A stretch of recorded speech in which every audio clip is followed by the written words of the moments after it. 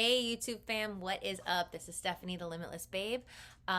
Just popping on really quick, giving you a quick disclaimer of the video you're about to see. So this video did take me a few takes to get the whole story, the whole information. So just bear with me. There may be a few moments of choppiness or awkward editing. It was a difficult one to record, and I have to say thank you in advance for hearing my story, and I hope it helps someone out there. Hey guys, what is up? This is Stephanie, the Limitless Babe, reminding you today and every day that you are limitless. So this topic is a difficult one for me. I have been telling myself that I was going to make this recording for about 3 days, and I keep putting it off because it's painful. So before we even get started, I do want to make sure that I point out the disclaimer. This is going to be a very sensitive topic. This is going to be a violent topic. So, if you have any children in the room, maybe you want to usher them out. If you're not ready to hear this, that's okay. Maybe go back to my gratitude video. That's a fun one. It's a light one. This is a more serious topic, a little bit of a heavier topic. And for some people, it may be triggering and painful. One of my new practices when I vent to someone, a friend, a loved one, a therapist even, I like to ask if they're available to hear what I have to say.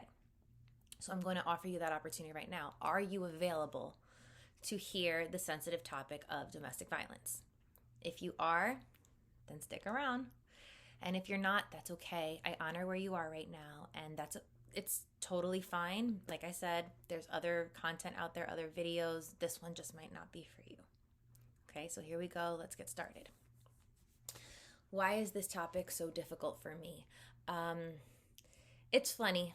I'm not one to hide the fact that I have been in domestically violent relationships, but when I really think back of when I tell the stories, I have told people maybe about one incident, maybe about two of the relationships.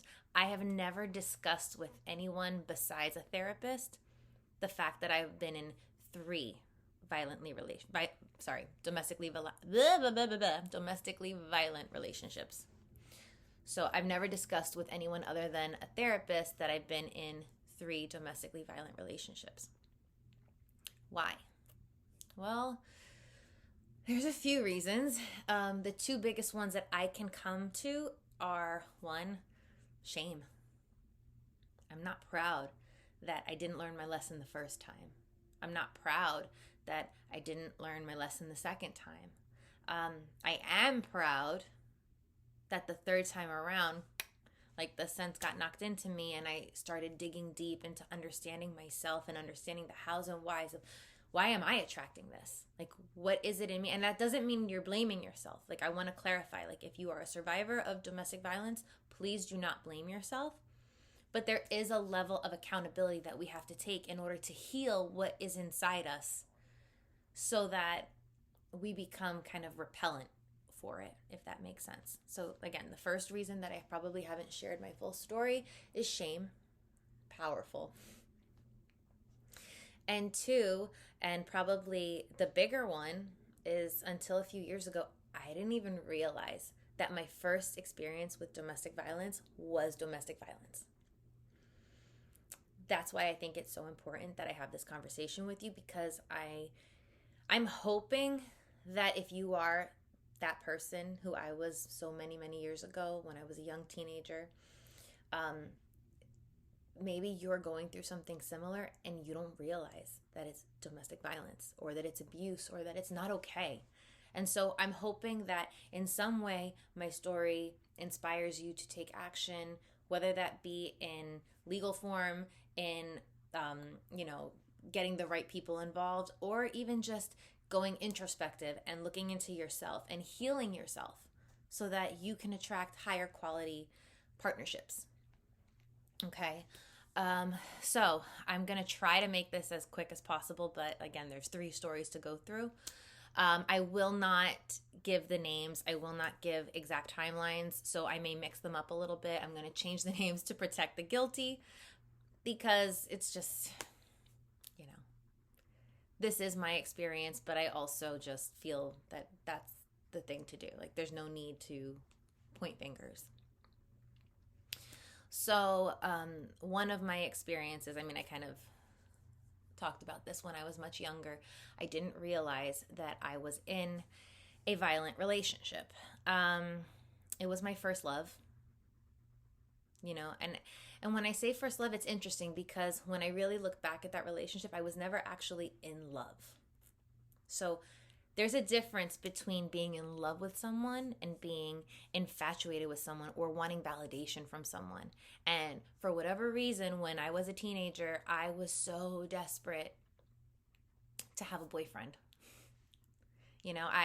Growing up, I was an ugly duckling, like I was, please don't take offense by this phrase, but I was it, so I can say it. I was a former fat kid, like I didn't grow up thinking I was pretty. I was always the big girl in class. I was always like one of the tallest girls in class, but on top of being tall, I was heavy. So, that wasn't exactly boy magnet, and that's okay. Or maybe they were attracted to me, but I just wasn't seeing it because I wasn't attracted to myself. So in my teen years, I started losing weight and I started becoming prettier, by the societal standards. I was becoming prettier because, deep down inside, I realize now I was always beautiful. I just didn't know it then. Oh my God, I'm already going to cry. God, guys, crap. So anyway, yeah, I was an ugly duckling and I wanted validation. And so of course, the first person that put attention my way, I was just all about it. And, I wanted to keep that validation in place and I wanted to make sure to secure that relationship. And so I put up with a lot of things that weren't okay. I put up with emotional abuse. Well, maybe not emotional. I wouldn't call that one necessarily emotional abuse. I would say more psychological abuse. There is a difference. So with the psychological abuse, he was all about me and yeah, I want to be your boyfriend and oh my God, like I'm so in love with you and coming on really strong, really hard, really fast. And by the way, mind you, he was 5 years older than me. At the time, I don't want to give exact, oh no, I'll say it, this is fine. I was 15 at the time. So no, he was 6 years older than me. So anyway, my parents did not like that.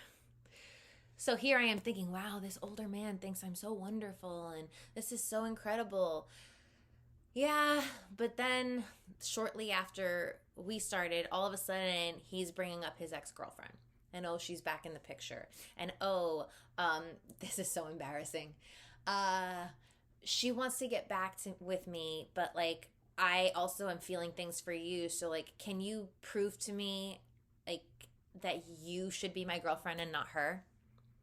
And as the dumb teenager that I was, do you know that not only did I prove it to him or try to prove it to him, guys, I made an essay about why I was the better pick.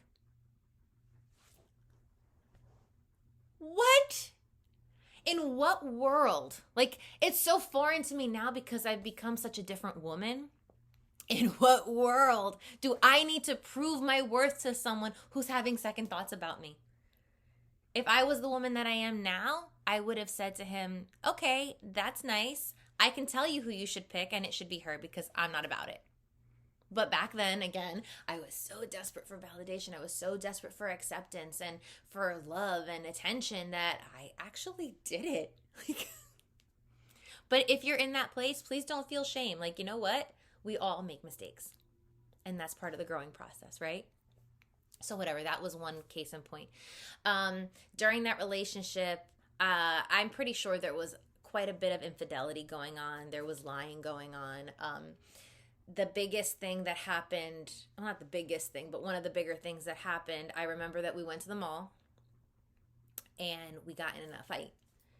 And he berated me and yelled at me publicly. Like in public, in the middle of a mall, is yelling at me and grabbing me and wouldn't let me go. And that scared me. And someone actually came up to me and asked if I was okay. The cops were called. Like, people were concerned for me. And here's the scary thing and the crazy thing. Guys, I was not concerned, even though outsiders looking were terrified for me to the point that they called the cops. We had to go to court for this. And here I am, naive, and I don't want to say stupid, but yeah, like naive and stupid. And here I am defending the man that was being abusive to me, that other people reported. So we're in court because other people said, he's assaulting her. And here I am, the person who's being assaulted, coming to his defense. Why? Because again, like, I just wanted to be loved.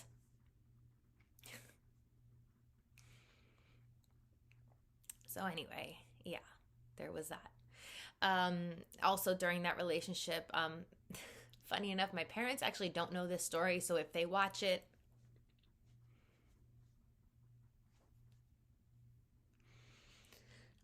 in high school during the time of that relationship, I ended up getting a pretty bad scratch. I still have the scar on my throat. And I told them that it happened during gym class, that, a girl accidentally scratched me playing basketball with her nail.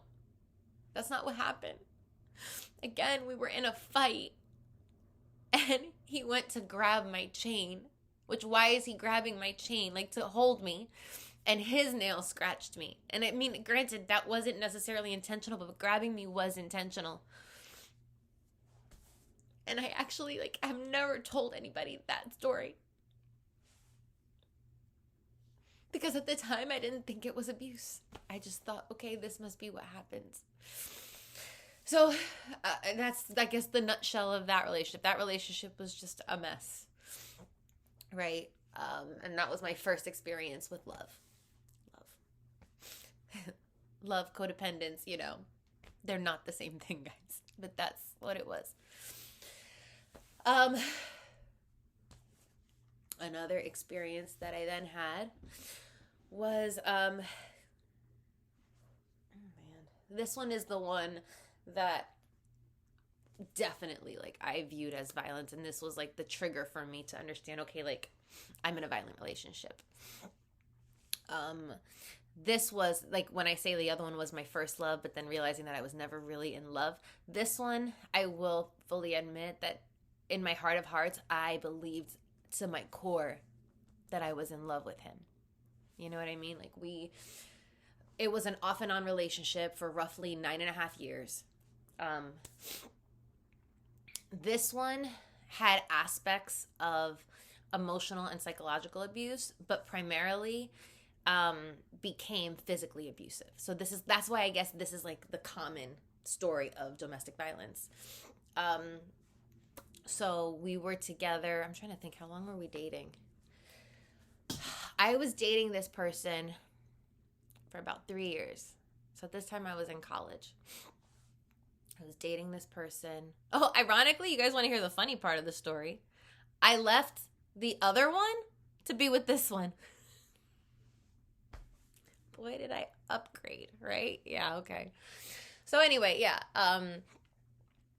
We dated for 3 years, 3.5 years. I forget. It was a while. It was a couple years, right? I think it was 3.5.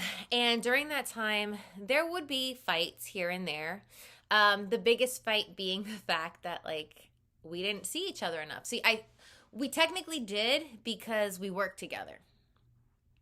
So I saw him all the time, right? And he would come to my house every Monday. Now I affectionately realize that I was the Monday girl. So anyway, yeah, our fights would be about the fact that how come I don't see you on the weekends or holidays or special days? And again, here I am being naive. And again, I'm ashamed and embarrassed to admit that, naive and stupid. But at the same time, while we would fight about it once in a while, it wasn't that noticeable to me because at the time, I was in college. I was working 3 jobs. I was very involved in my life. And so I didn't really have that much time to notice, but enough that every now and then, we would fight about it. And at the time, cell phones were just starting to come out. So, it's not like I could have just called him and been like, hey, what are you doing? So it was pagers. So, like, sometimes it would be, like, hours, even a day, that, like, he just wouldn't call me back. So, anyway, 3.5 years into our relationship, we end up breaking up because I have had it, right? Like, I think it was like my brother's birthday, and he promised me he would come, and he didn't show up to the party, and I was pissed. I was done. I said, I'm out. Okay. In the meantime, during those next couple months that followed, not preceded, he's still in contact with me and telling me how much he loves me and how much he misses me and how, like, oh God, like, I'm the only person for him, blah, blah, blah, blah, blah. You know what they do. So here I am actually thinking, like, okay, maybe I should, like, give him another chance. Like, I don't know, maybe. And I'm still, like, mind you, at this point I am dating other people already. But I'm still thinking about him in the back of my head. And I forget if he called me or he texted me, I think. He texted me. And somehow the conversation came up about dating. And I was honest. And I said, yeah, like, I'm dating other people. And he messaged me in a way that basically implied that, oh my God, I can't believe this. Like, I don't even want to live anymore. Like, trying to scare me into thinking that he was going to kill himself. So, again, that right there, by the way, guys, if you don't know, that's emotional abuse. Okay? Especially, well, it's emotional abuse if the person says it and has no intention of doing it. It's manipulation. Manipulation is probably, in my opinion, one of the ugliest forms of abuse. And we'll talk about that later and why. So at this point, during our conversations, he had mentioned to me that he got his own apartment finally, and that I knew his phone number, his house phone number now, right? So I had the house phone number. Did I have that? No, I did not have the house phone number. I knew that he had moved. I had the phone number of his father. So I called his father and I told him what was going on. And I said, listen, like, your son just said this to me. I'm scared. Can you please give me his address? So I think then the dad put me in contact with the cousin. The cousin gave me the new address and the house number. So I called the cops and I said, listen, like, this is what's going on. This person isn't answering the phone, because I was calling. I think he wasn't answering. This person isn't answering the phone. I'm scared that they're going to hurt themselves. Can you please go check on them? So they did. So then, like, a little bit later, I get a phone call from the number that I had for the house. And it's a woman. And she says, yeah, why did you just send the cops to my fiance's house in the middle of the night? Not boyfriend, not, to the guy I'm seeing, my fiance.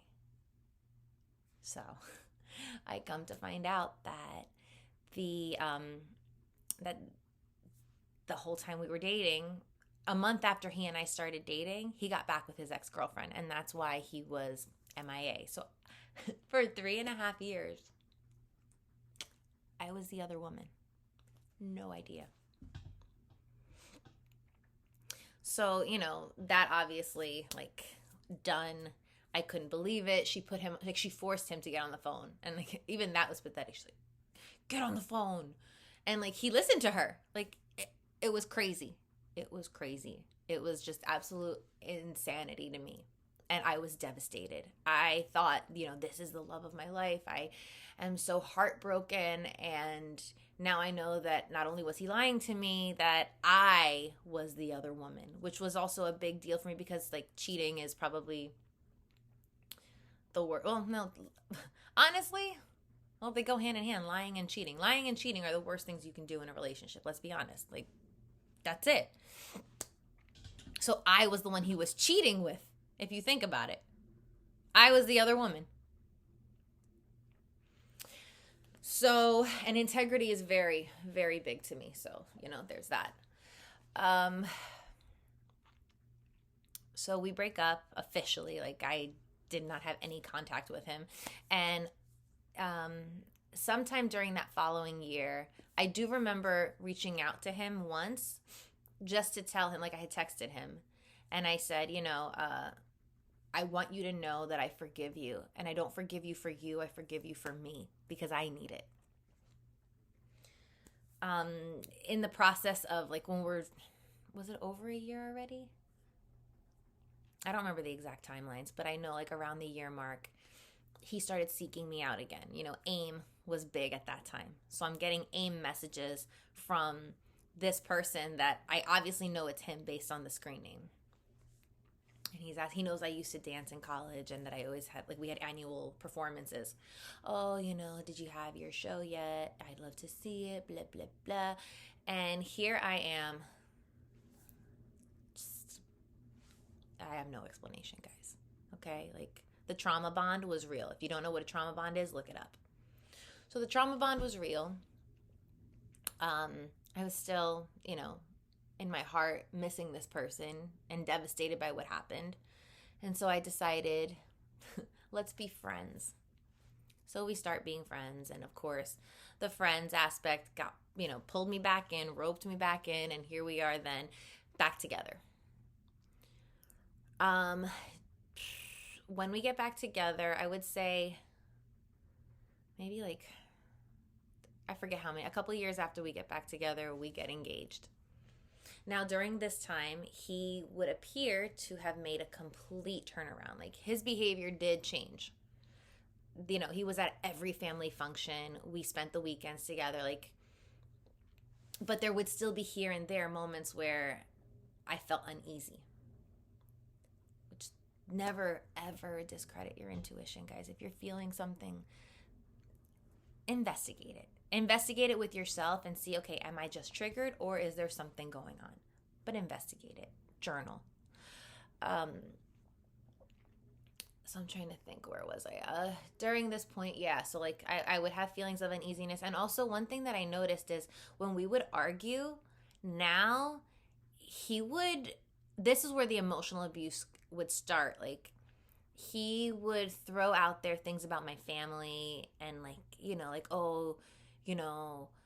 your family is crap, this and that, blah, blah, blah. Oh, you think that people love you. You think people care about you. They don't care about you. And he would start saying things like that. And I forget, again, I don't remember the exact, like, what, the egg or the chicken. I don't remember which one happened first. This was so many years ago. But I remember going to a party down the shore to a friend's house. And on the drive home, we were kind of arguing about something that he said in, the boys' conversation. Kind of like trying to act like, oh, like I could do what I want. Which, I mean, in reality, in retrospect, learning about autonomy and how codependency is not healthy, yes, he could do what he wanted. But he was kind of rubbing it in my face. And it involved strippers and... But again, I was in college and I was a very different person in college, guys. I was a hothead. I can admit that. That doesn't mean that I deserved it, but I could see how that would enable it. So, very hot-headed. And we're arguing in the car, and he drops me off at my house, but I'm still stewing and I'm still pissed. And so I get in my car and I drive over to his house, flipping out, cursing, screaming. He wouldn't let me in the house. Eventually he lets me in the house. And as soon as he opens the door, he grabbed me by the throat and threw me to the ground and choked me. And I'm not just talking a mild choking. When I woke up the next morning, I had purple fingerprints. Not fingerprints, but purple bruise marks on my throat. I thought he was going to kill me.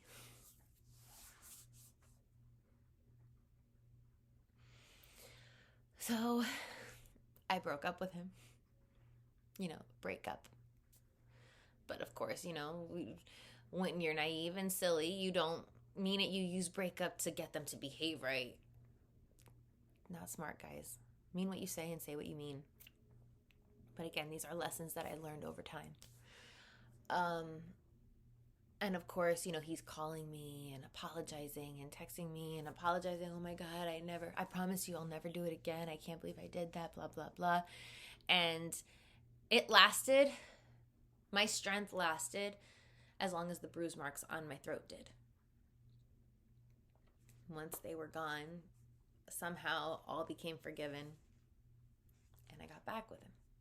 And also then, there's the theory, at this point we're engaged and I'm thinking, oh, this is the man that I'm supposed to spend the rest of my life with. Like, we have to make it work. And that's the crazy thing that I want to also let you guys know. If you're dealing with this situation and your motivation is, but I have to make this work, I have to prove that I can make this work, just know that while it's not healthy to think that way, you're not alone. That's why a lot of people stay.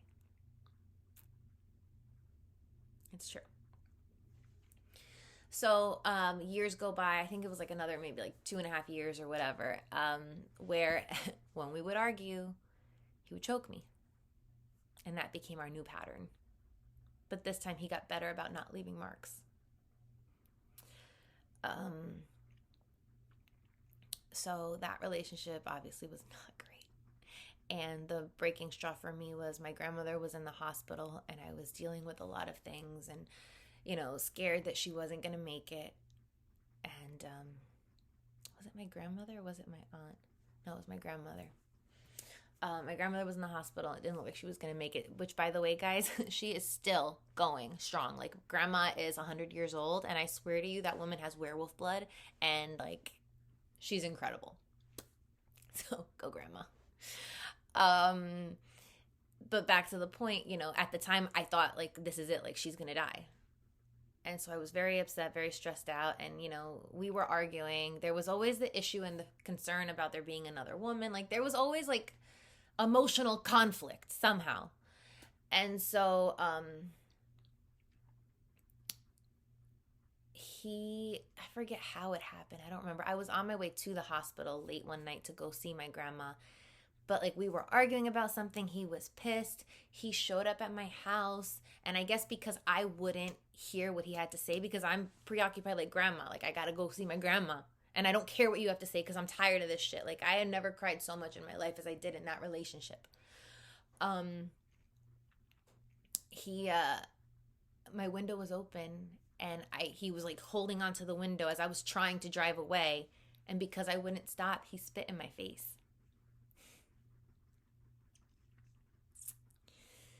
And so, I never made it to the hospital. I drove away, but I don't know, maybe a couple blocks away, and I called my best friend and I told her what happened, and she came and picked me up and took me to her house like a real friend does, and she just let me feel all my feelings and talk and vent, and she's just incredible. So if you're watching, thank you.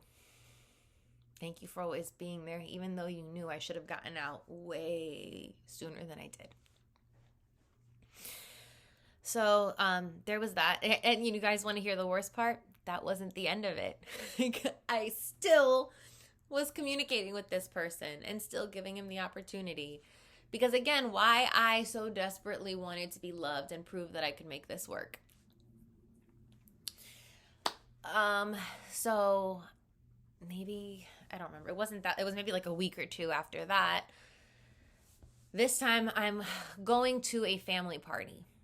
And by the way, family doesn't know about this story either. Many people don't know about this story. I hid. There's very few people that knew about what was going on when it was going on.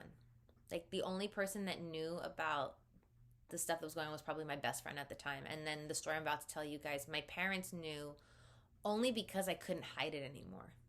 They didn't, up until this point, they didn't know anything that was going on. I was hiding it all. I would pretend like everything was great and we were so happy. So I'm getting ready to go to a family party, and I guess we were arguing again about something, or maybe we didn't, I don't remember. This was years ago. So he comes to my house, and I get in his car to talk. Which, by the way, he was very into his car, like, very materialistic, very, like, and I don't remember what happened. He said something, and I, like, he said something about his car, like, oh, don't touch my car, don't do, like, I don't know, something stupid. And here we are in the middle of this fight, and I'm already having all these feelings of anger and resentment toward this person. And yeah, like, as immature as I was, I think I, like, hit his, like, the radio with my hand. But, like, I didn't do any damage. I just hit it. And he hit me in the face. His immediate reaction was to hit me in the face. And I don't mean, like a hit, like, he punched me in the face. I'm being gentle right now. So I didn't think anything of it, but not that I didn't think anything of it. I didn't think that it was as bad as it was, but I'm crying and like, I can't believe you just fucking hit me. And then I hit his car even harder. And like, I don't remember, like everything after that point is kind of a blur, but I remember I was crying and I was, getting stuffy. And so I blew my nose. And when I blew my nose, I just felt my whole side of my face just like swell up. Like, I just felt like, and when I looked in the mirror, I looked like a monster. Like, I guess, like, all the fluid just, so, anyway, he drives me to the emergency room. And at this point, did he drive me to? He drives me in the emergency room, but I think we had to be in my car because I had my car when I got out. So, yeah, I guess, like, we both drove in my car. And while we're there, oh, I remember what all the fighting was about. That's right. He was cheating on me with a girl at work. That's right. I forgot about that. And I had caught him. So while we were there, somehow this girl comes up. And then I get mad at him again. And I say, you know what? Like, you got to go. You got to leave. So I stayed at the emergency room by myself. And guys, you want to hear another sad thing? And if you do this, you're not alone. And it's not okay, but it's normal. I was still covering for him. When the triage asked me, how did this happen? I said we were play fighting and he accidentally elbowed me in the face.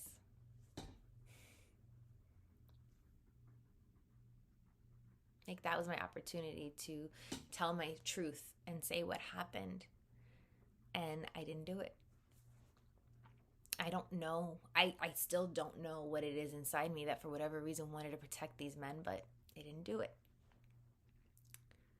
So here I am by myself, scared. It's like 2:00 in the morning at this point, and they're running all these tests on me, and the doctor comes in and says, so, I think at the time the doctor came in, it was like 4. I know it was super late. I was so tired and just in pain. And she tells me that I have a broken bone in my face. I had like the orbital bone was broken. And that I had to see a surgeon because, like a plastic surgeon, because if not, it's possible that my eye would shift. And imagine, like, I'm already scared. Up to that point, I had never broken a bone in my body. And now you're telling me that, like, not only do I have a broken bone, but that my face is going to be disfigured. And no one knows what's going on. Like, no one in my life at the time knew what was going on. I remember I had to call out of work the next day, and I lied to them too and didn't even tell them what happened. Because again, there's that level of shame and embarrassment. And like, I picked this person, and I stay. So, that was basically like the last straw for me when I couldn't hide it anymore, because at this point, I was in my parents' house and I'm wearing sunglasses all the time and hiding my face from them when I'm talking to them. And mind you, like, it's very clear what happened. They didn't know that I was, so eventually, I forget what happened. Like, I couldn't hide it anymore and I had to just tell them what happened. So, yeah, there's that. That relationship after that. Like, once I had to tell the truth, it was like my saving grace. Once I had no choice but to say what had happened, that was my ability to get out. That was my ability to leave. Actually, I want to take a step backward for a second and go back to that last relationship. I forgot, like, one of the biggest factors of it. So yeah, not a lot of people knew what was happening, right? The part that scared me the most about that relationship is how much it changed me on the inside. Before meeting that partner, I don't even want to call him partner. Before meeting that person, I was very positive, happy-go-lucky. Like, yes, I was feisty and spicy, and people tended to call me Sour Patch. Like, that was my nickname in college, Sour Patch, because, you know, I would be so happy and cheery one second, but don't disrespect me because you'll see the attitude come out. But it was only when I was disrespected, right? Like, for the most part, I was always very smiley, happy, bubbly. And during that relationship, like, that girl went away. I was no longer smiley and happy. I was always sad. I was always depressed.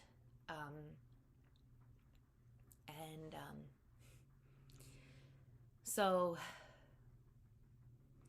in the process, once he introduced the physical violence and it happened on a repetitive pattern, I don't remember exactly when, but there was a day when something inside me just shifted, and now it turned into survival.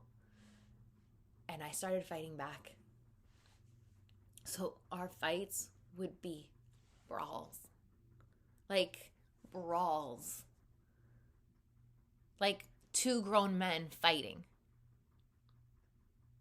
Now, I don't want to disempower women, but let's be realistic. You know, a woman's strength versus a man's strength is very different. It's unfortunately just like a fact. So these were brawls that, like, again, cops would get called. The neighbors would call the cops. And here I am, like a jerk,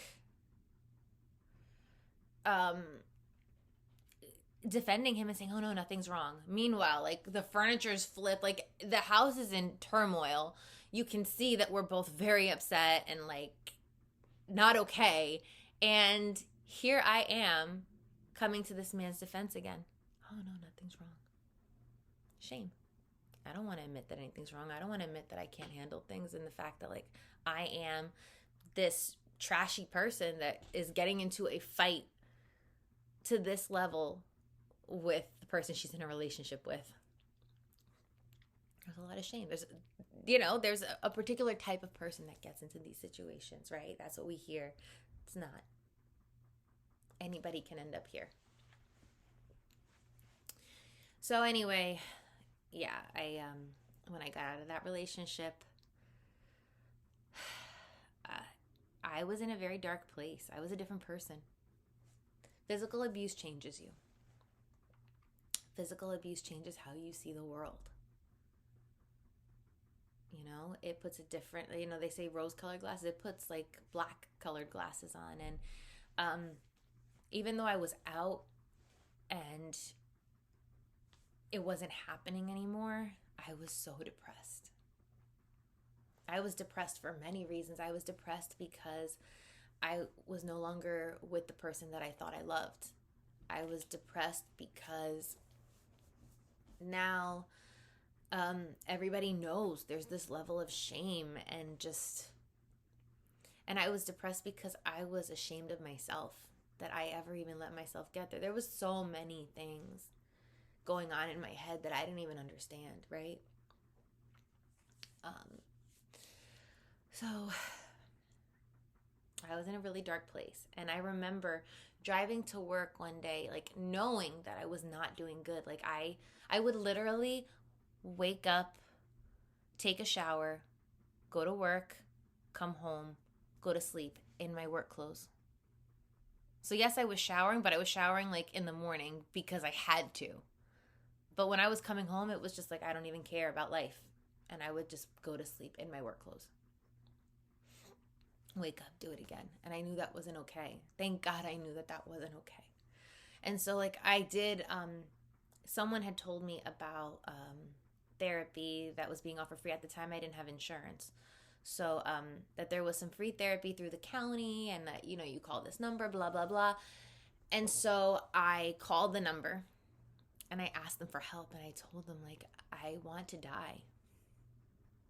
And that's true. Like, I would have thoughts all the time. Like, I would be driving and thinking, like, I wonder what it would, like, what it would be like if I would just drive over this bridge or over this cliff. Like, I would have crazy thoughts. Or what if I just ran into like this wall? I wanted to die. I didn't love myself anymore. And so, like, here I am explaining this to this person on the other line, on this hotline that is supposed to help you. And their answer to me was, okay, where do you live? And when I told them where I live, they said, oh, well, you're too far for our organization, so we can't help you. That was it. There was no, oh, we can't help you, but please let me put you in contact with this person. Like, trying to, like, I'm telling you that I have thoughts of killing myself.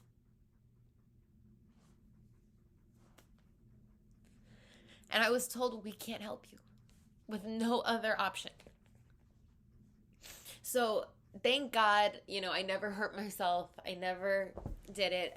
I'm very big into my faith. If you know me, you know that. And there is that, you know, feeling of like, well, God gave you this life. Who are you to take it? So I never did. Thank God. But yeah, I thought about it all the time.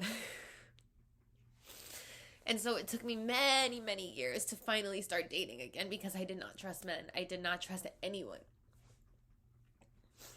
And whatever. So during that time, like, I did date a few people in between the next situation, but the third and final situation,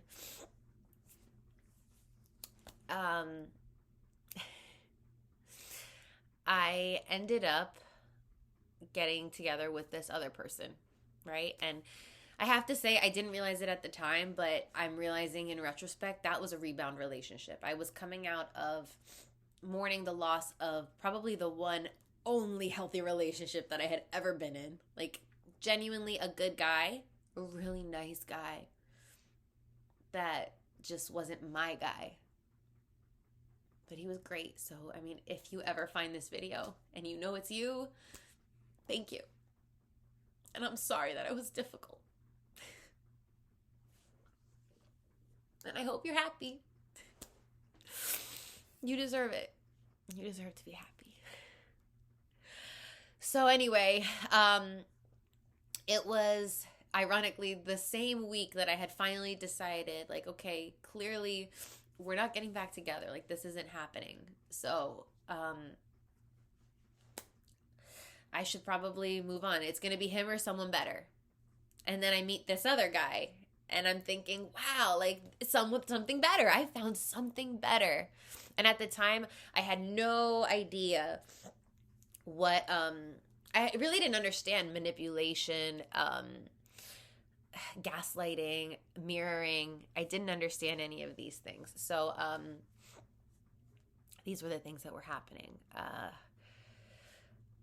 So I will make the disclaimer that I am not a therapist. I cannot diagnose someone, and I did not diagnose someone, but I did find out from our therapist, because we did go to couples counseling. The therapist pulled me aside and did tell me, you're better off without this person. This person is a narcissist. And I didn't know what that meant. I always knew that something was wrong, but I didn't know what that meant. So anyway, this was my first experience of really, like, when I started researching it and, like, acknowledging what this meant, I started realizing, wow, like, this is my first experience with cookie cutter NPD, narcissistic personality disorder. And again, I cannot diagnose this person because they have not been evaluated officially. But based on what I was told and the pattern of behavior, it would seem like it's an accurate explanation. So this was the most, in my opinion, evil and sinister of all the abuses, because this was, in my opinion, intentional abuse. This person came on strong, mirroring me and making me think, like, wow, like, this person gets me. There's a period of love bombing where they're trying to sweep you off your feet and show you that they are Prince Charming, and boy, are they good at it. So this person was great at it, so amazing at it. Like, I really thought, like, wow, like, I hit the jackpot. Like, my relationships just keep getting better. Like, I had this guy that was great, but it didn't work out. And now here I am with this one that's even better. And that's why it didn't work out. Like, I was convincing myself because this guy was good. And by the way, if you are dealing with this situation with someone on the spectrum, whether it's NPD, BPD, psychopathic, sociopathic, like these guys, and if you're a guy watching, these ladies, like, I don't want to just isolate it and say it's just one type. No, it can be men or women. But in my situation, like, these guys are charming. They're charismatic. Okay? That's how it works. Let's be realistic. If a manipulator came at you with their ugly spirit up front and were nasty to you right from the bat, would you even give them a chance? No, you'd be like, get the hell out of my face. Keep moving. But because they're so charming and so charismatic and they come on so hard and strong in the beginning, you think, oh my gosh, oh my lucky stars, I met my person. And that's how they sell it to you. Like, oh, we were meant to be together. Oh my gosh, like, you're my soulmate. Soulmates are not necessarily a great thing. Soulmates are meant to teach you a lesson. So he wasn't wrong. He was my soulmate. He taught me the lesson and I learned it. But it was a painful lesson. So yeah, this relationship was full of love bombing and then devalue discarding. Love bombing, devalue discarding. And why did the pattern get triggered? So people like this tend to have abandonment issues. So I'm realizing now, again, I am not a therapist, although I really enjoy studying psychology. So I have taken a deep dive into the field to understand like the hows and whys of these type of personalities, just so that I could understand why it happened. Like, what was it about me that made this happen? So, yeah, the pattern of behavior is love bombing. And then, like I said, how does this happen? They tend to have abandonment issues somewhere in their life. So this person had abandonment trauma from when he was very young. And I won't go into the details of that trauma, but I will say, like, from what he told me, like, his mama did a good job screwing him up. Women, if you are mothers to men or to boys or girls, like, be mindful. Like, be a conscious parent. Be mindful of how you treat your children and the behaviors that you instill in them, because you're setting the tone for their future relationships. So, yeah, heavy-duty abandonment issues, and he's here idolizing me and making it seem like I'm his ideal woman and how, oh, his ex didn't understand him and blah, blah, blah, blah, blah, blah, blah, blah, blah, blah, blah. And then we get in our first fight. So it was 3 months. And it's so funny because if you research NPD, it tends to be at about the 3-month mark where their mask starts to fall. So we were out at a football game, tailgating, drinking, having a good time. And I beat him at cornhole. And so here I am being silly and jolly and like, oh my God, I won. Yeah. Tell me I'm the greatest. Tell me I'm the greatest. And I triggered his ego. And he couldn't handle that. And so he wouldn't. And we ended up getting into this silly fight. But I was pissed. You know what I mean? Like, dude, why is it so hard for you to just say, like, yeah, like, you're my girl, you beat me, like, I'm proud, like, you're so good at this, like, that's awesome. He couldn't do it. And admittedly, like, I should have been maybe a bit more sensitive to the male ego, but this was like male ego on steroids. And I had never experienced it with him because up until then, like, he's just seeming like Prince Charming. So the time comes to go into the football game. I refuse to go in because I'm pissed. Like, I lived very close to the stadium. I was like, you know what? Like, I'm gonna go home. I just want to go home. So he acts like he's going in, which, by the way, I'm the one that bought tickets to the game. I paid for his ticket. Yeah. He's there because of me. And it was my friend's tailgate. And he's acting a fool. I don't understand. And I'm not taking away my part of it. Like, again, I should have been more sensitive and just been like, okay, like, he's not handling this well. Let me just back off. I didn't. Doesn't make me right at all. But it also doesn't warrant what happened next. So he pretends to go into the game. Then I don't know what happens. At this point, I'm sitting on the floor of the parking lot, like literally on the gravel, crying because like I just kind of can't believe what just happened. I don't understand how it happened. Like, why? What's going on? And then I realize he's walking towards me. So he turns around and he's coming back towards me. And very naively, I'm thinking, okay, like he's coming back to apologize. Like, we're going to be okay. It's fine. Halfway in my direction, so he's not even fully to me, so he's yelling at this point. He starts calling me a piece of shit, yelling it. And there are still people in the parking lot. Like, you're such a piece of boob. I'm just saying it over and over and over again. And here I am, like, just taken aback. Like, what the hell? I have been told for 3 months how I'm your ideal woman. I'm your queen. I am, like, the person of your dreams. And now I'm a piece of shit. Oh, I said it. Sorry, YouTube. But yeah, now I'm that. Goes on, like, you know something, and mind you, he knew about my history with domestic violence. He turns around and says, you know something? Like, you deserve to get your ass kicked. You deserve what you got. You deserve that your ex put his hands on you. Like, he's saying all these horrible, horrible things. I don't remember everything. This was like a while ago. But like saying all these horrible, horrible, hateful things to me. And somehow, like, I don't even know how I allowed him to drive me home. Like, he wouldn't take no for an answer, and so I allowed it somehow. Because, again, like, we already talked about all of my issues that allowed all this to happen. And we'll go deeper into that in another video, probably. Because this one's getting kind of long. So, going crazy, blah, blah, blah, blah, blah. Leaves me at my house. Again, like, basically, like, cursing me out, telling me how horrible I am, what a piece of crap I am, and all these things, right? And so I go in my house and I am just like hysterical, but I didn't lock my door. And he knew the code because I had like a keypad. He knew the code to get into the downstairs. So I'm like crying hysterically and just trying to like comfort myself and console myself. And then I notice that like he comes back in. And now this time all of a sudden, I'm so sorry. I love you so much. And up until this point, we hadn't officially said the words, I love you. So now he's using that phrase to get me back. I love you. I'm just so hurt. Blah, blah, blah. And like he's drunk. Let's be realistic. I should have never let him drive me home because he was drunk. And he was notorious for drinking way too much. So he's like belligerently drunk. And when I don't respond well to the I love you, because I'm like, you don't love me. Because if you love me, you wouldn't have said that.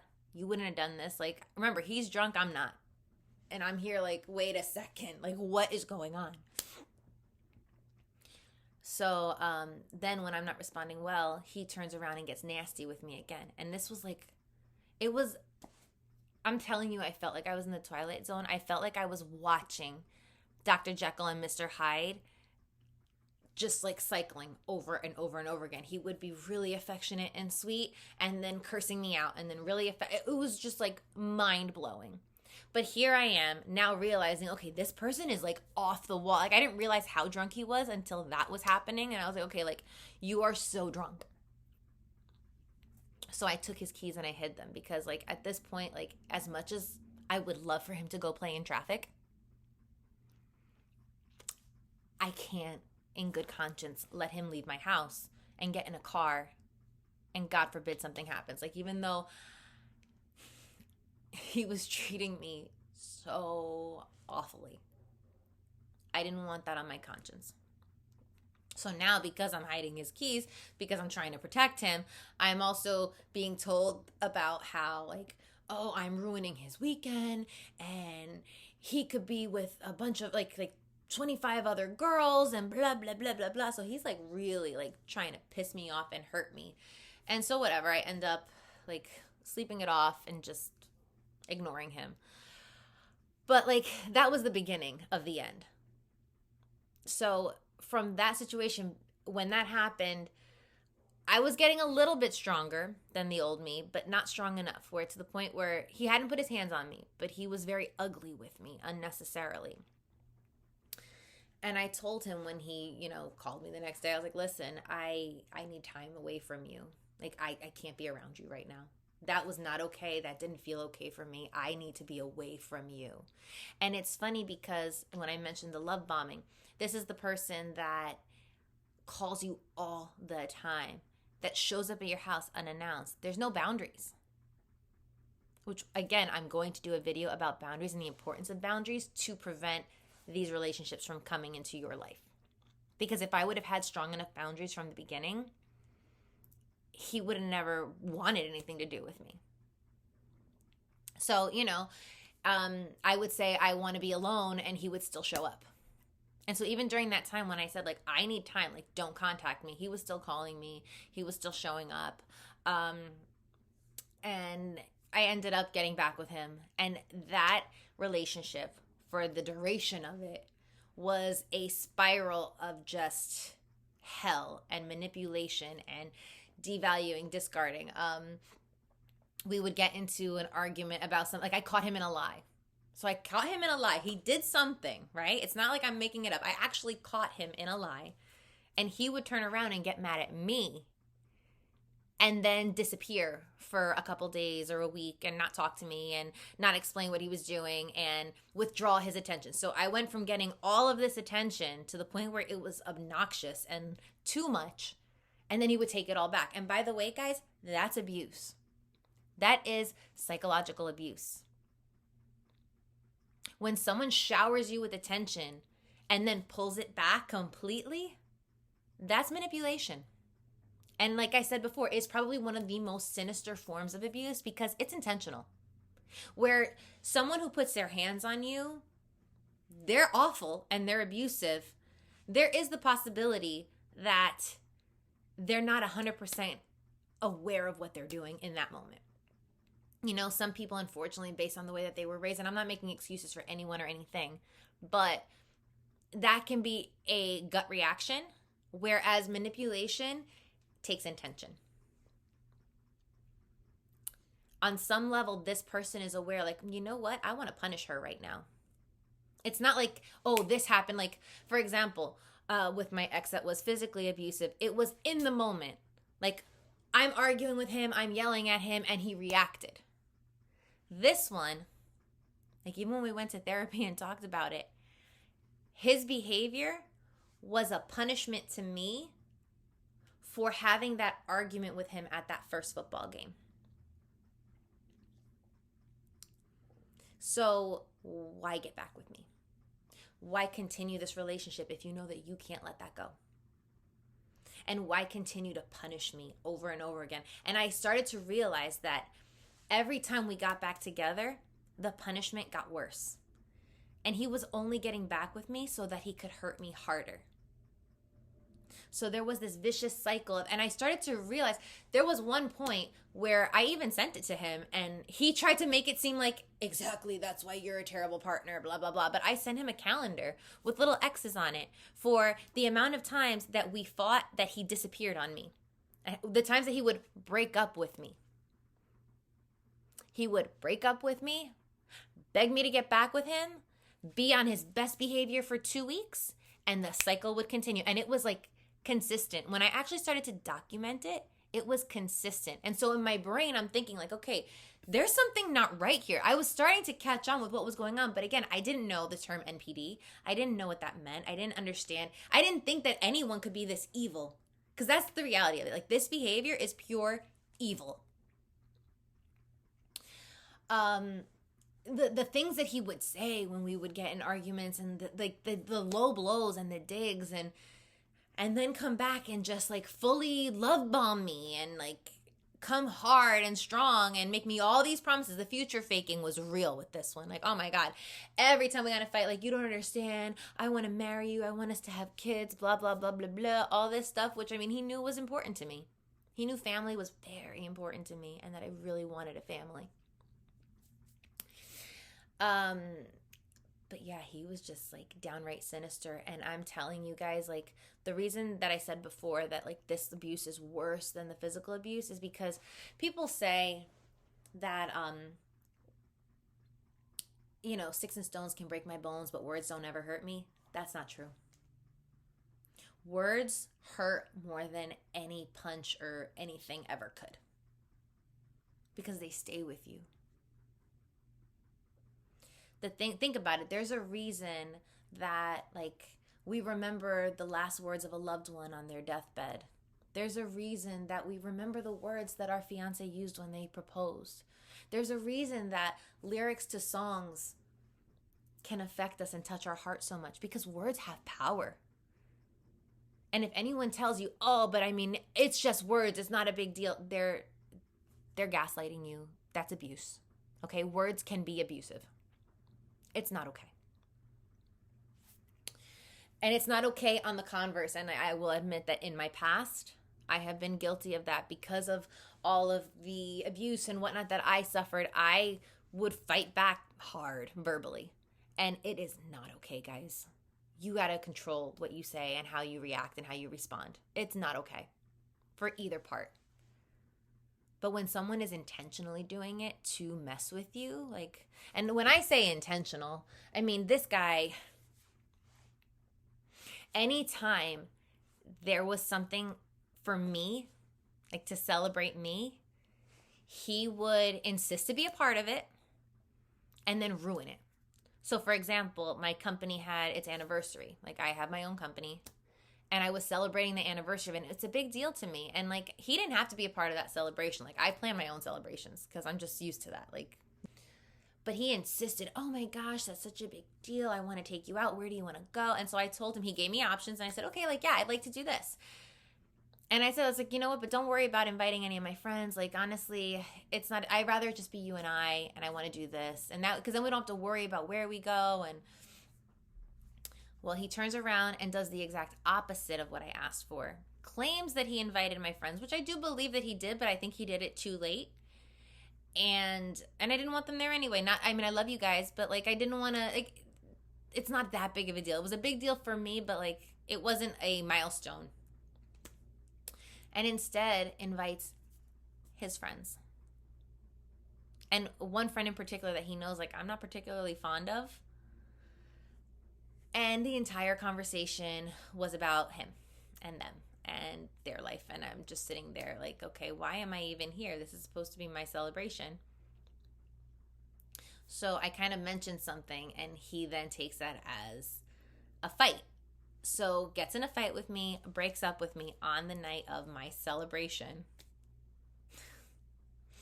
And yeah, the next morning, of course, all of a sudden, I'm so sorry, I didn't mean it, blah, blah, blah, blah, blah. But like, he ruined that celebration for me. Fast forward, my birthday. We were in one of those like off and on places. Comes on strong and says, you know, I really want to take you out for your birthday. Can I please take you out to dinner for your birthday? And stupid me, and my birthdays are a big deal to me. Like, I feel like we have so few opportunities in life to celebrate ourselves. So here I am thinking, yeah, I want to celebrate. I love my birthday. It's like the one day that I get to celebrate.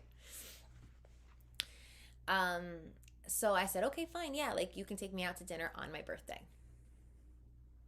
So, you know, I would plan parties for myself. You know what I mean? Again, I say, don't expect anybody to do things for you that you won't do for yourself. So I did my little Facebook group invite, and like, I invited all my friends. I planned what I wanted to do for that weekend. And he was the first person to RSVP yes. Why? Because he was trying to get on my good side again, because we had been in a rough patch.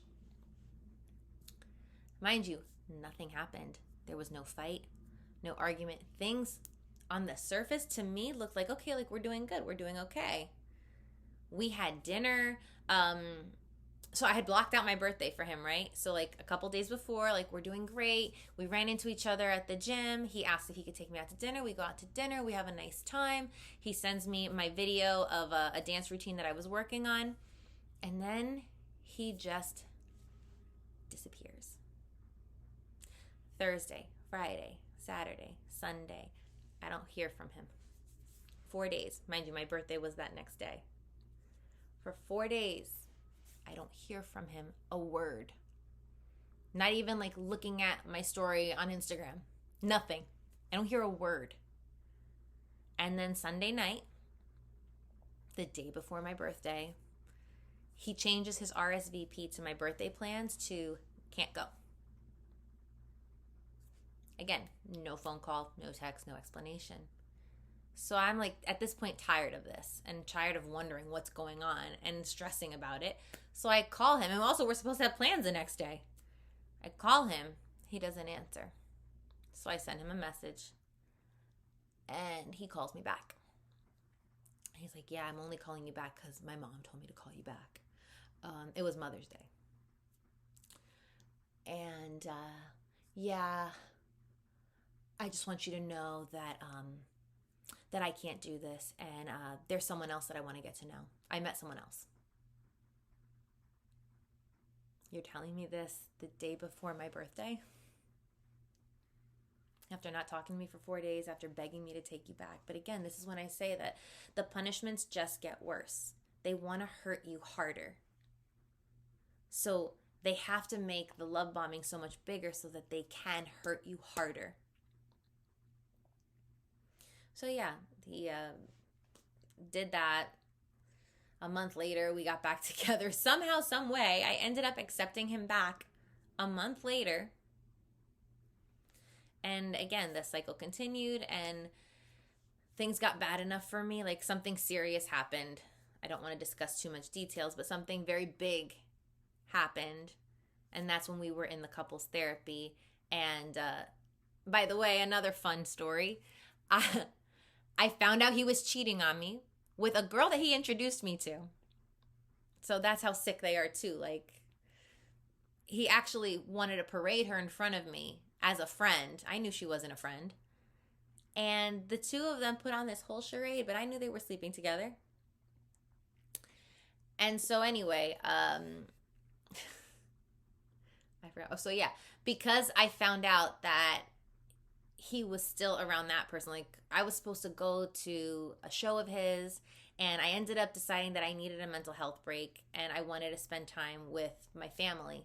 I went somewhere with my brother. I was reaching out to him, say, hey, like, how's it going? Blah, blah, blah. Who's there? And he mentions this girl, knowing that I had a problem with her, knowing that I knew something was off. And so I call him, and I'm upset, and I'm like, are you kidding me? Blah, blah, blah.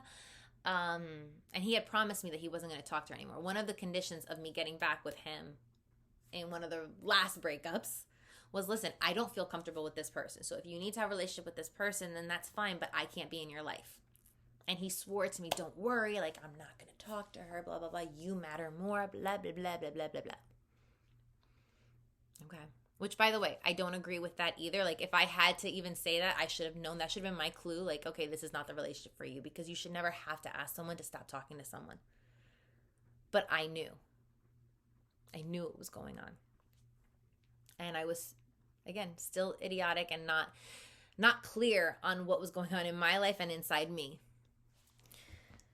So I find out that this person is there. Oh, why? Because I'm not? Yeah, it was a punishment. Oh, you're not here, so I'm going to make sure she is. Okay. So I break up with him.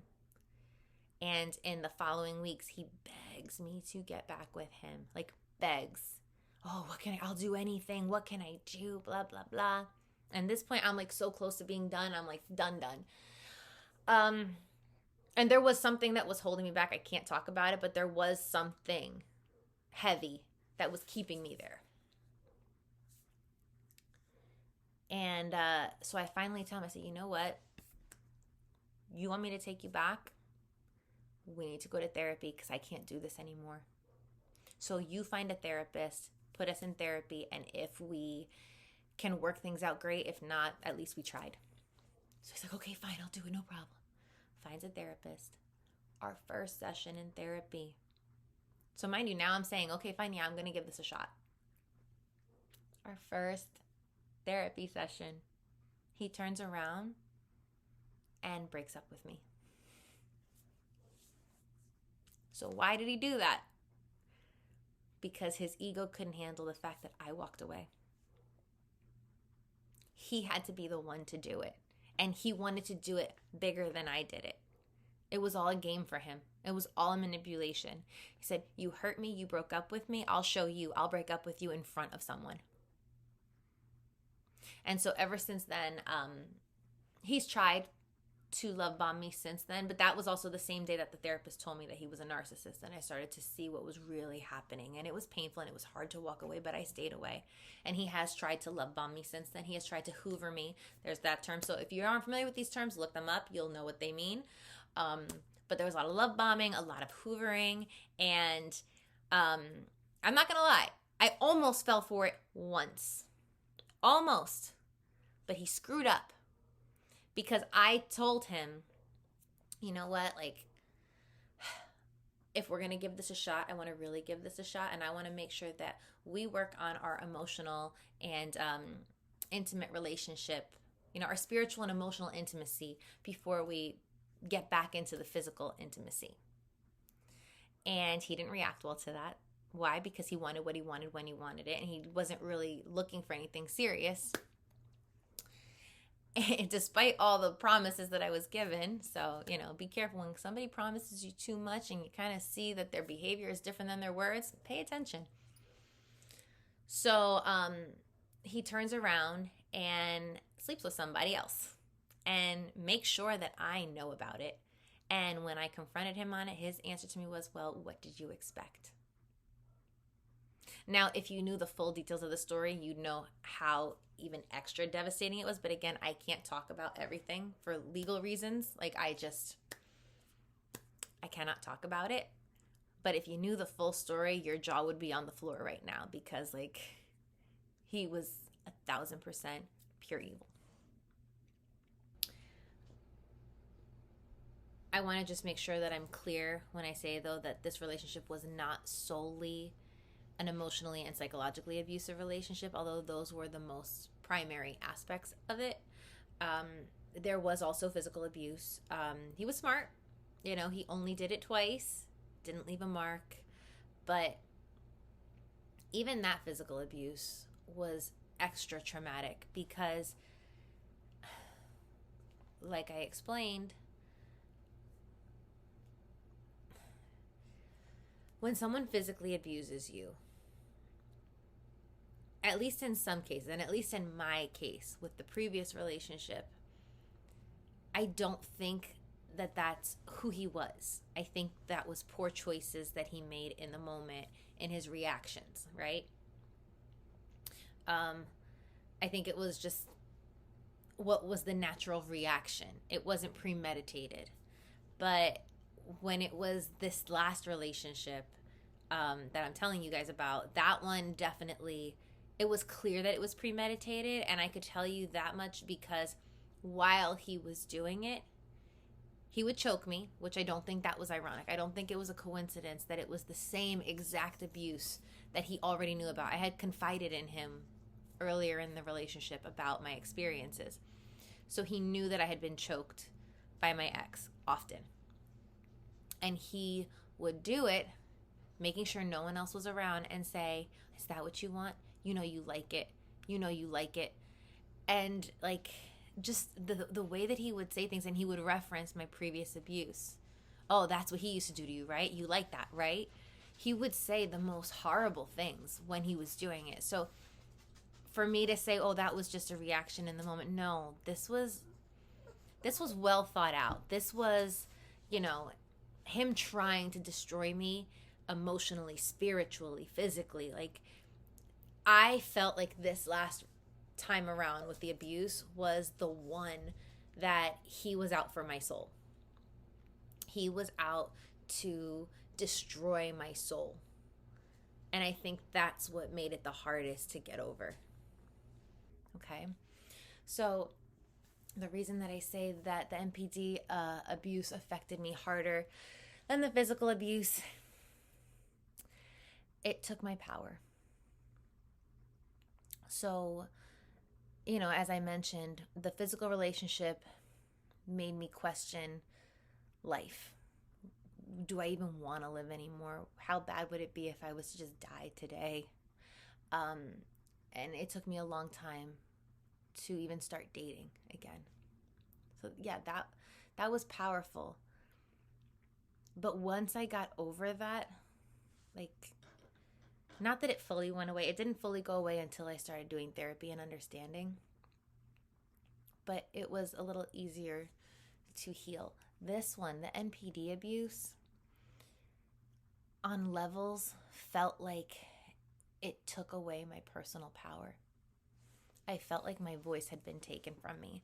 And if you're not familiar with the term, I would highly recommend that you look up the term CPTSD. Okay? Complex post-traumatic stress disorder. So PTSD, many of you guys are aware of, it happens to a lot of military folks. When they come back from war, they have that trauma still in their body, and they react based on that trauma. Well, for me, and for many other people who struggle with NPD, NPD abuse rather, because we don't have the NPD, you have that trauma response in your body, but it's for like simple things, right? Like for me, a big trigger for me, at the time that I was dating that person, like I said, I had a keypad on my door to unlock the outside door. I lived in a multifamily house, and because I was always very close with the landlord family, I never bothered to lock my door except at nighttime, right? Like we were all very close. So it wasn't like I knew I could trust them, and no one else was getting in the house unless they had that code. He would let himself into the downstairs door and knock on my door. So up until that point, because no one else could get in the front door, no one ever knocked on my door.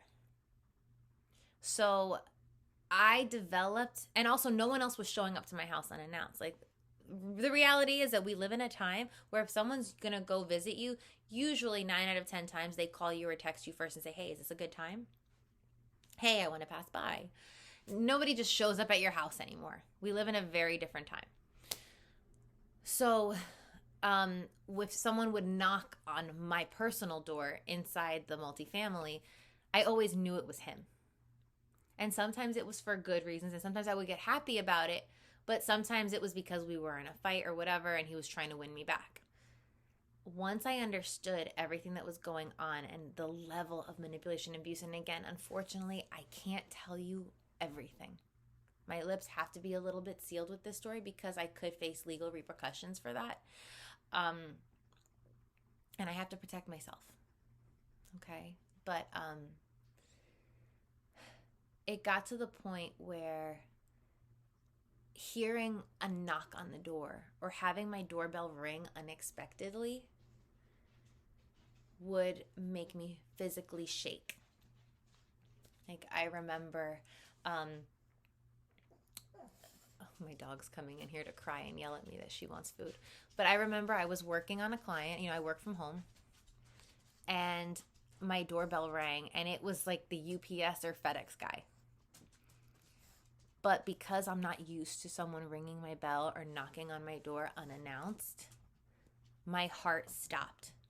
And I panicked. And this was when I was already out of the relationship. And I thought, oh my God, like, it's him. But not in a good way. And so my body started shaking, but I didn't realize it. My client told me, are you okay? Like, your hands are shaking. And similar things would happen.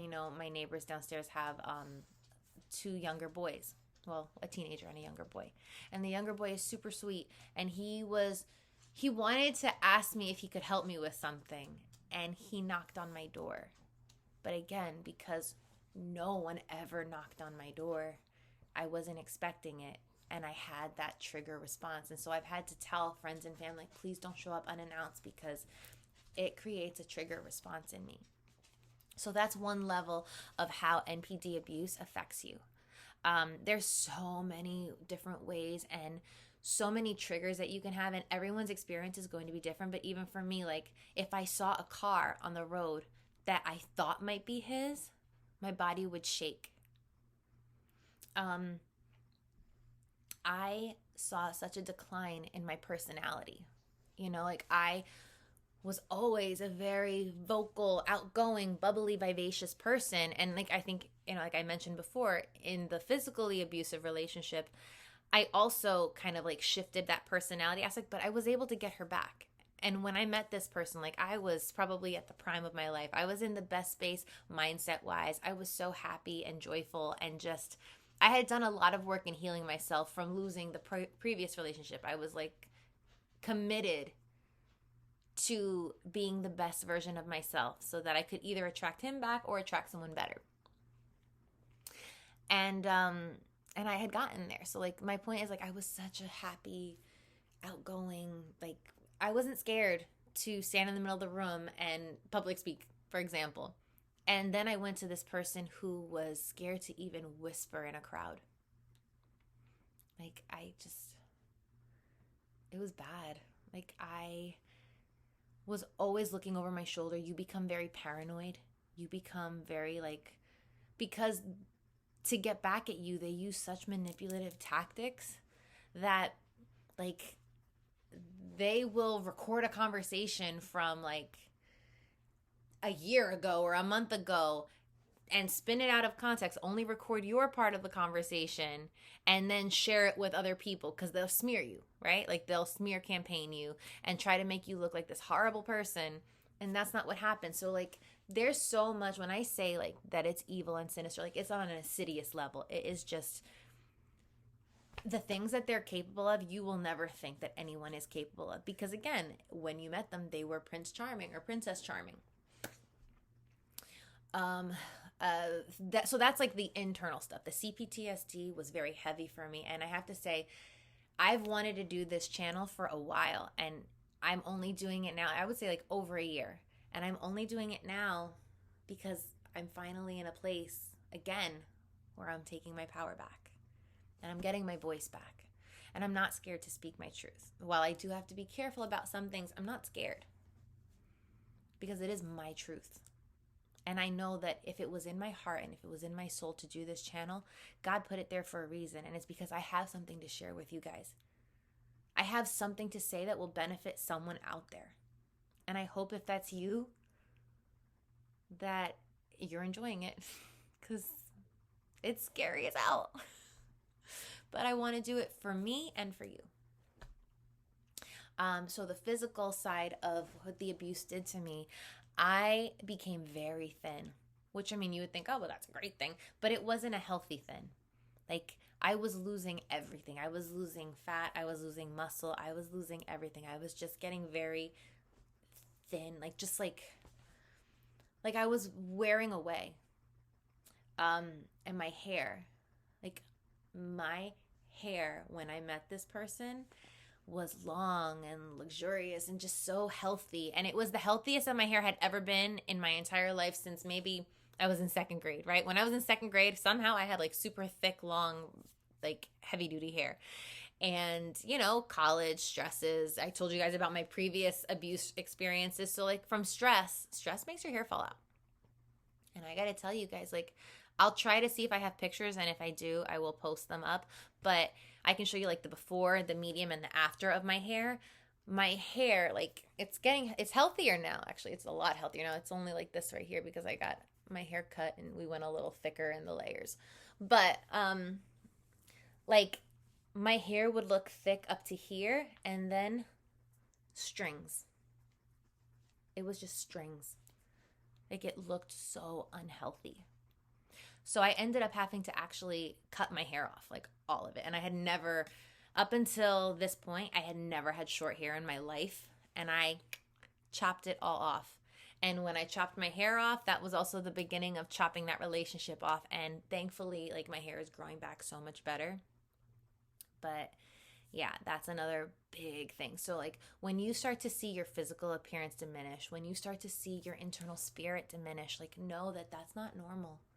And that's something that NPD people will do to you because they're energy vampires. They are basically stealing your essence. That's why they latch onto you, because they want all the good from you.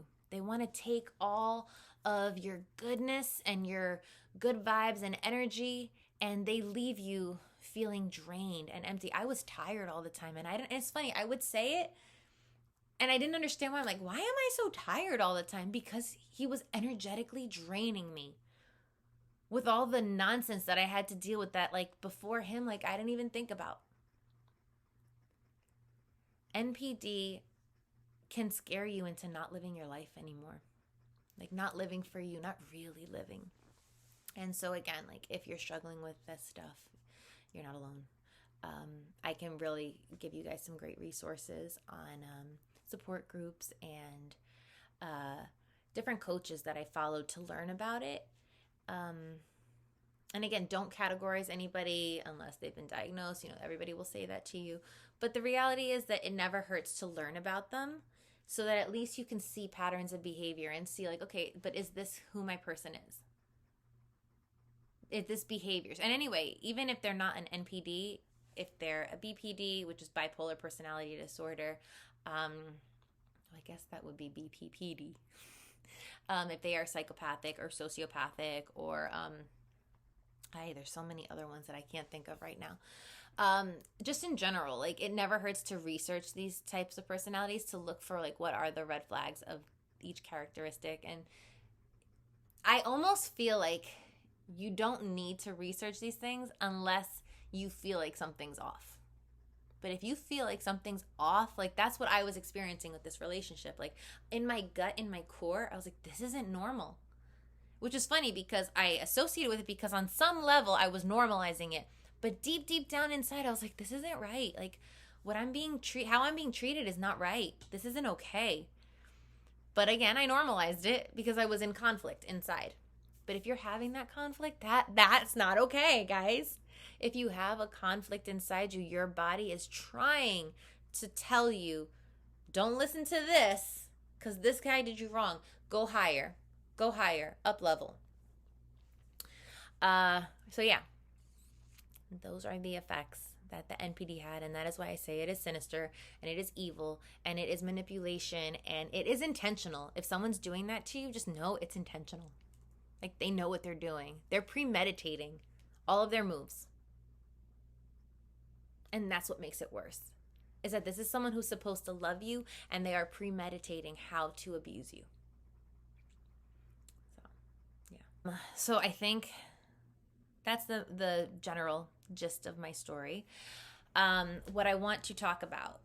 So now you guys know my story. You know why I would feel ashamed of certain aspects of it and why it was very difficult for me to talk about. And I got to say, I'm pretty proud of myself for making it through with minimal tears.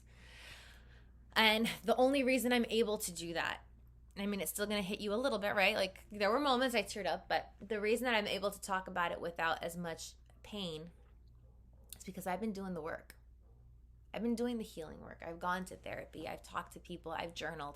I have, like I said, researched the hows and whys that people do the things that they do. And I had to understand that what was attracting me to these people is my codependency. It is the fact that in my life, and this is not me making excuses, this is me taking ownership and explaining though, in my life, based on my life experiences and what I saw growing up, what was modeled for me growing up, the stories that I was told growing up, the limiting beliefs that were put into my system, mixed in with my first experiences of love. Every single experience that I had in my life has culminated, I think I'm saying that right, these thought patterns in my head of what's normal in love, right? So when all of this stuff was going on, based on my life experiences to those points, my brain was rationalizing it as, okay, but like, this is normal. This is love. This is what I know love as. And that's sad. But that's a lot of people. Okay? And again, like I'm not going to go into a full therapy session here, but like if you're struggling with this, look up codependency. If you're noticing that you have similar patterns in your life and relationships, definitely look up codependency. And it's a painful truth, but it may be the truth that sets you free. It's the truth that set me free. And it was hard for me to admit that that's who I was and what I was being and, you know, all the unhealthy behaviors in myself. But that was freedom for me. Because I can promise you right now, like, you know, they say never, but I can fairly safely say that it'll be a cold day in hell before I let another toxic person have partner role in my life. And it'll be a cold day in hell before I am a toxic partner for someone. Because, I will also fully admit that based on my experiences and what I had been through, I had toxic traits as well. Did I ever mean to be toxic to anybody? No. But there were toxic traits that had developed over time for survival. Now I'm a different woman. Now I've grown, I've learned, I've educated myself, and I can say, like, even when I started this, something as simple as being considerate enough about other people to say, are you available to hear what I have to say? The art of responding versus reacting. The art of taking a breath and saying, okay, I feel triggered right now. Let me go home or just stay in my thoughts and reflect on, why do I feel triggered? Is this really about you, or is this something about me and how my life experiences have molded my brain? So I don't remember what my point was, but I'm just basically saying that, there's a lot of reasons why we go through these things. And while some of it is out of your control, and I will never tell you to take on the blame of why someone abuses you, it is not your fault. I will also say to take a deep introspective look and see, what is it about you that allows it, or enables it, or welcomes it? Because there's something, right? Like, it doesn't happen by accident. Like, we're not attracted to certain people by accident. And that's another thing that I learned. And again, this is a topic for another video. But a lot of times, I want you guys to be careful. If you do know that there are toxic patterns in your past, and if you research codependency and realize, oh my gosh, like, that's me, crap. Start thinking about that when you're picking a relational partner. People say, oh my gosh, but you don't understand. There's just so much chemistry and I just feel so attracted to this person. Sometimes that chemistry is your body's way of relating to the familiar.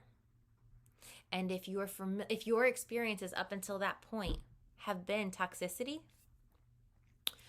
run. Run like hell. Because your body on some level is recognizing, this is familiar.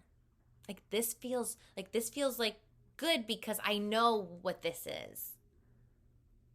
But again, if all of your relationships up until that point have been toxic, abusive, not so great, like, familiar is not a great thing.